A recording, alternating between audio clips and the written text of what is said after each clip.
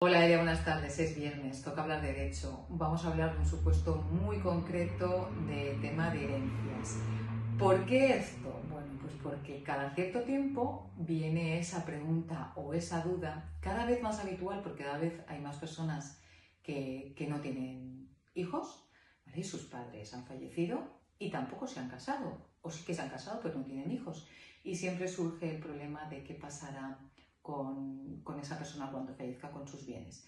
Hay un mito de que en ese caso, si no hay cónyuge, no hay hijos y no hay padres, la herencia pasa al Estado. Bueno, pues tengo que deciros que no es exactamente así.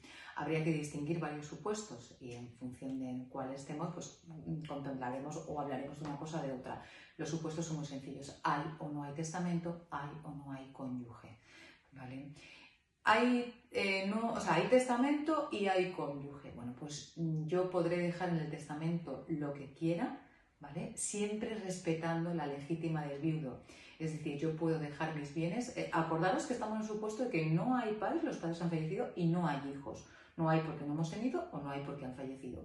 Y no hay nietos, ¿vale? O sea, no tenemos nada arriba ni nada por abajo.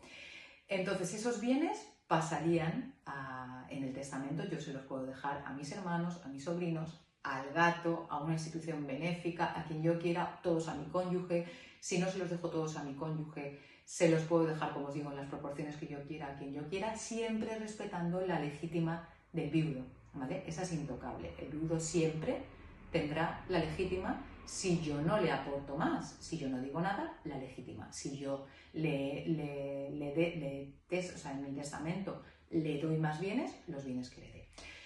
¿Qué pasa si no tenemos testamento? Vale, no tenemos testamento, ¿se lo lleva los bienes el Estado? No. Se abre la sucesión intestada, que es aquella para la que no existe testamento, y entonces el Estado llamará a mis consanguíneos, es decir, a mis hermanos o a mis sobrinos, si tuviera, o a mis primos, si no tuviera hermanos ni sobrinos, y les permitirá aceptar mi herencia. En ese caso, la aceptación de la herencia de quien la acepte será a partes iguales, no va a haber distinción entre la misma línea. Es decir, si yo tengo dos hermanos y los dos hermanos acceden a mi herencia, accederán al 50%.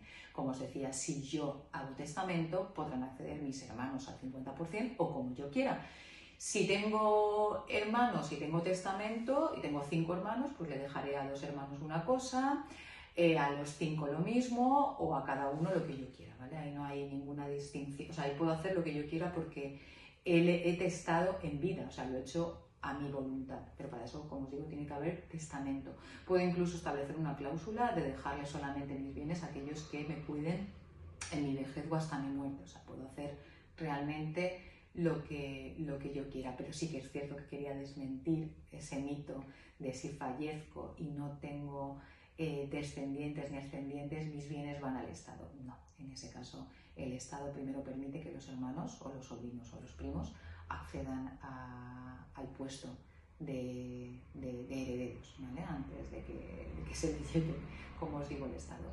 Bueno, ya os digo, es una cosa, sí que es una cosa muy concreta, pero cada vez se pregunta más, cada vez hay más gente que decide no tener familia o incluso no casarse, no tener hijos, y muchas veces pues han fallecido los padres y surge esta duda, también surge a los sobrinos o a los hermanos cuando tienen un tío, una tía o un familiar directo que no tiene herederos y tiene patrimonio. Bueno, pues que quede claro esta cuestión, y resalto siempre la importancia de hacer un testamento en la notaría para evitar pues, todo este tipo de problemas o estas dudas que surgen cuando no se sabe muy bien a quién van los bienes. Dicho esto, nos escuchamos el próximo viernes y os mando un saludo.